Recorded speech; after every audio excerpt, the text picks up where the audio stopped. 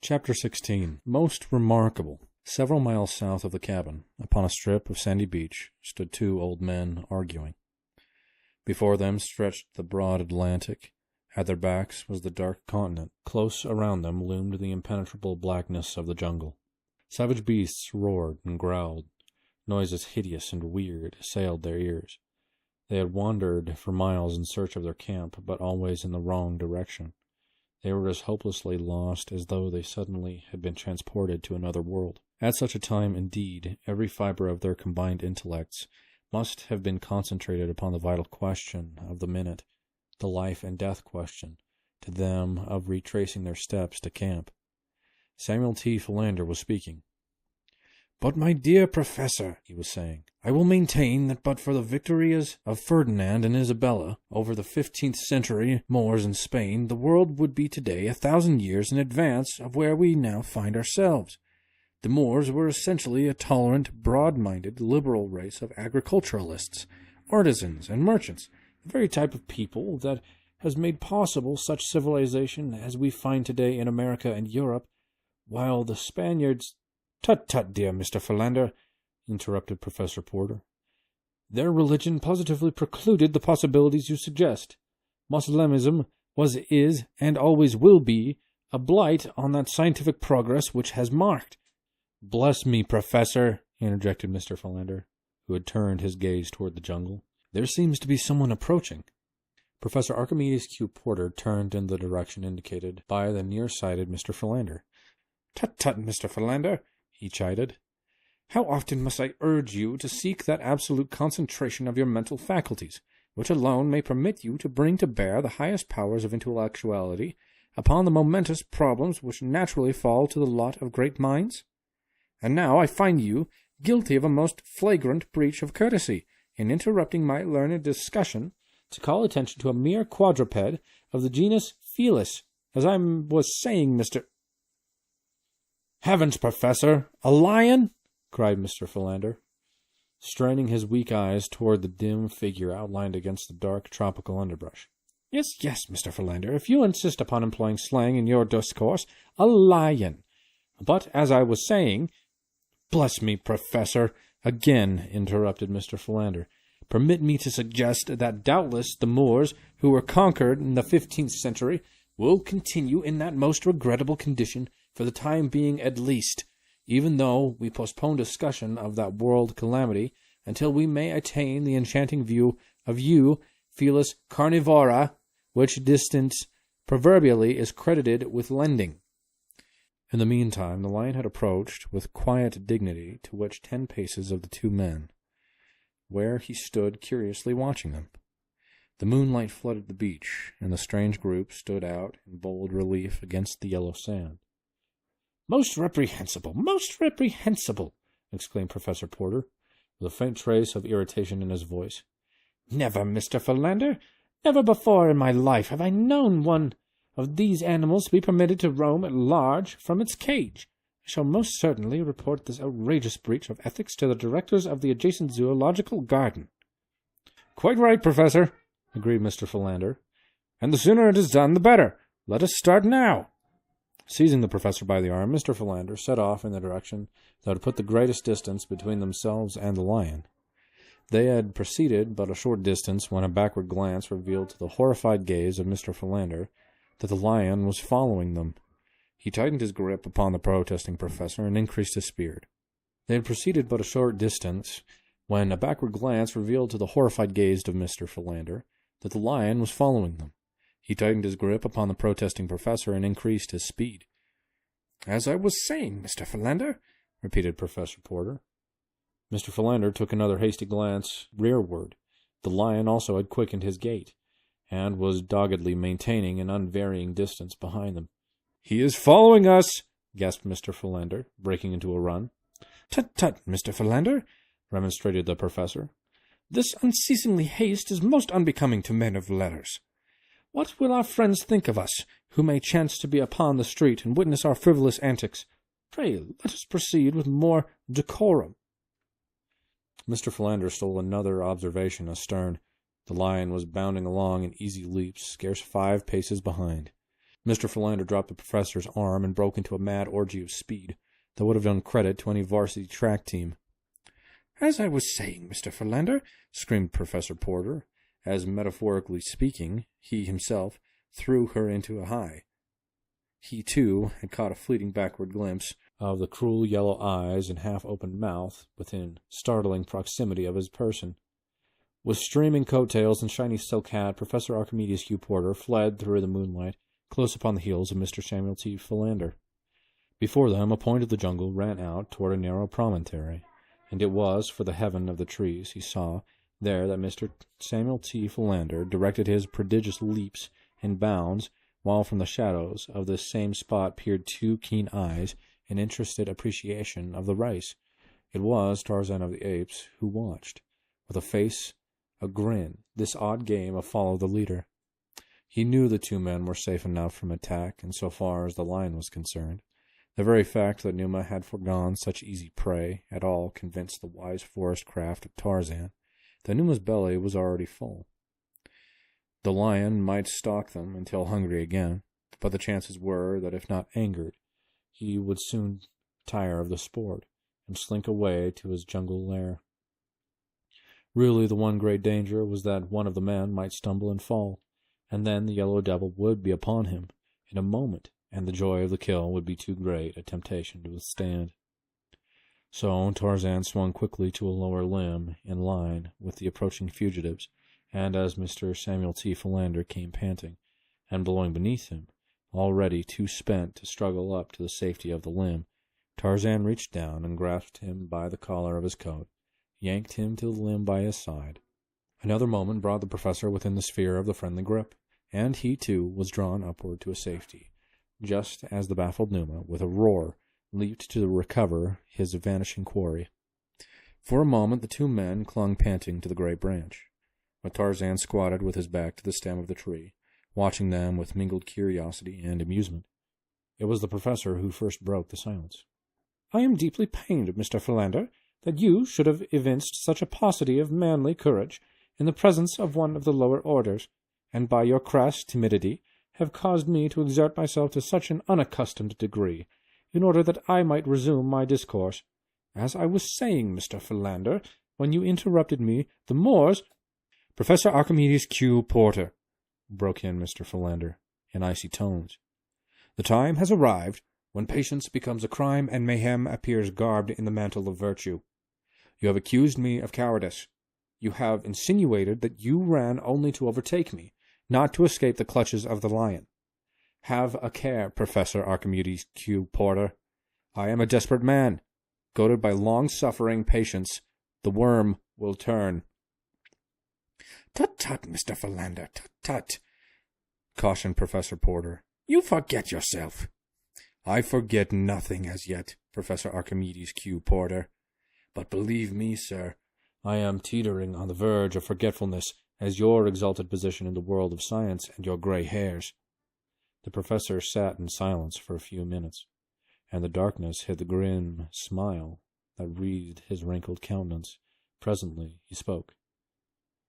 "Look here, Skinny Philander," he said in belligerent tones. "If you are looking for a scrap, peel off your coat and come on down on the ground, and I'll punch your head just as I did 60 years ago in the alley back of Porky Evans' barn." "Ark!" gasped the astonished Mr. Philander. "Lordy, how good that sounds! When you're human, Ark, I love you." "But somehow it seems as though you had forgotten how to be human for the last 20 years. The professor reached out a thin, trembling old hand through the darkness until it found his old friend's shoulder. "Forgive me, Skinny," he said softly. "It hasn't been quite 20 years, and God alone knows how hard I have tried to be human, for Jane's sake, and yours too, since he took my other Jane away." Another old hand stole up from Mr. Philander's side to clasp the one that lay upon his shoulder, and no other message could better have translated the one heart to the other. They did not speak for some minutes. The lion below them paced nervously back and forth. The third figure in the tree was hidden by the dense shadows near the stem. He, too, was silent, motionless as a graven image. "You certainly pulled me up into this tree just in time," said the professor at last. "I want to thank you. You saved me." "But I didn't pull you up here, Professor," said Mr. Philander. "Bless me, the excitement of the moment quite caused me to forget that I myself was drawn up here by some outside agency. There must be someone or something in this tree with us." "Eh?" ejaculated Professor Porter. "Are you quite positive, Mr. Philander?" "Most positive, Professor," replied Mr. Philander. "And," he added, "I think we should thank the party. He may be sitting right next to you now, Professor." "Eh? What's that?" "Tut-tut, Mr. Philander. Tut-tut," said Professor Porter, edging cautiously nearer to Mr. Philander. Just then it occurred to Tarzan of the Apes that Numa had loitered beneath the tree for a sufficient length of time. So he raised his young head toward the heavens, and there rang out upon the terrified ears of the two old men the awful warning challenge of the anthropoid. The two friends, huddled, trembling in their precarious position on the limb, saw the great lion halt in his restless pacing as the blood-curdling cry smote his ears, and then slink quickly into the jungle to be instantly lost to view. "Even the lion trembles in fear," whispers Mr. Philander. "Most remarkable, most remarkable," murmured Professor Porter, clutching frantically at Mr. Philander to regain the balance which the sudden fright had so perilously endangered.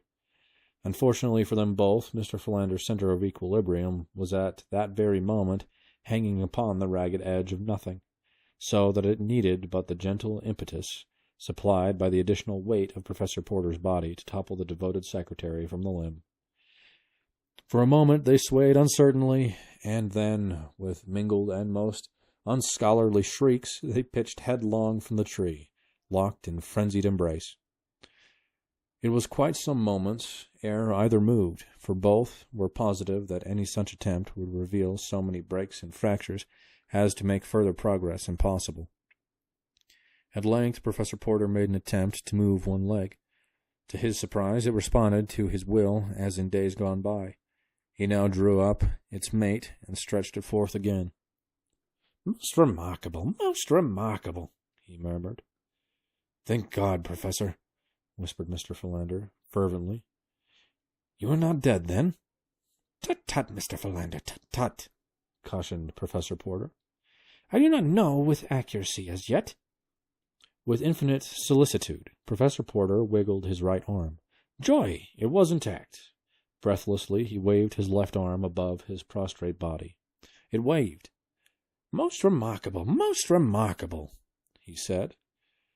"To whom are you signaling, Professor Porter?" asked Mr. Philander in an excited tone. Professor Porter deigned to make no response to this puerile inquiry. Instead, he raised his head gently from the ground, nodding it back and forth a half-dozen times. "Most remarkable," he breathed. "It remains intact." Mr. Philander had not moved from where he had fallen. He had not dared the attempt. How, indeed, could one move when one's arms and legs and back were broken? One eye was buried in the soft loam, the other, rolling sideways, was fixed in awe upon the strange gyrations of Professor Porter. "How sad!" exclaimed Mr. Philander, half aloud. "Concussion of the brain, superinducing total mental aberration. How very sad indeed! And for one still so young." Professor Porter rolled over upon his stomach. Gingerly he bowed his back until he resembled a huge tomcat in proximity to a yelping dog. Then he sat up and felt of various portions of his anatomy. "They are all here," he exclaimed. "Most remarkable." Whereupon he arose, and bending a scathing glance upon the still prostrate form of Mr. Samuel T. Philander, he said, "Tut-tut, Mr. Philander, this is no time to indulge in slothful ease. We must be up and doing." Mr. Philander lifted his other eye out of the mud and gazed in speechless rage at Professor Porter. Then he attempted to rise, nor could there have been any more surprise than he when his efforts were immediately crowned with marked success. He was still bursting with rage, however, at the cruel injustice of Professor Porter's insinuation, and was on the point of rendering a tart rejoinder when his eyes fell upon a strange figure standing a few paces away, scrutinizing them intently. Professor Porter had recovered his shiny silk hat, which he had brushed carefully upon the sleeve of his coat, and replaced upon his head. When he saw Mr. Philander pointing to something behind him, he turned to behold a giant, naked but for a loincloth and a few metal ornaments, standing motionless before him. "Good evening, sir," said the professor, lifting his hat. For reply, the giant motioned them to follow him, and set off up the beach in the direction from which they had recently come. "I think it is the better part of discretion to follow him," said Mr. Philander. "Tut, tut, Mr. Philander," returned the professor. "A short time since you were advancing a most logical argument in substantiation of your theory that camp lay directly south of us. I was skeptical, but you finally convinced me. So now I am positive that toward the south we must travel to reach our friends. Therefore I shall continue south." "But, Professor Porter, this man may know better than either of us. He seems to be indigenous to this part of the world.